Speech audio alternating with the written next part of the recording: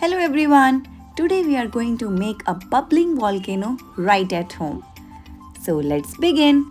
First of all, fill the flask with 30 ml water. Next, add some baking soda. We are taking 4 spoons baking soda.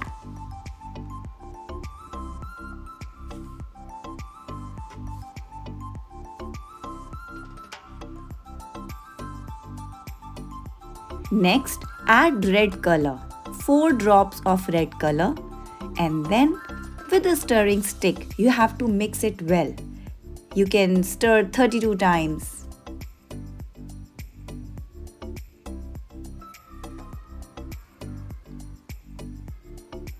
We are using red today for a fire eruption, but you can try all sort of colors.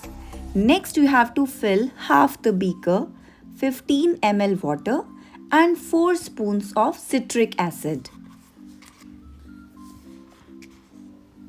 Stir it well and then add liquid soap.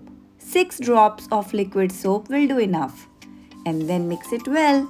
You can stir 32 times. And now the moment that we have all been waiting for. Watch what happens when you pour the solution quickly. Oh my god, look at that. It's bubbling and fizzing like a real volcano. Isn't that cool?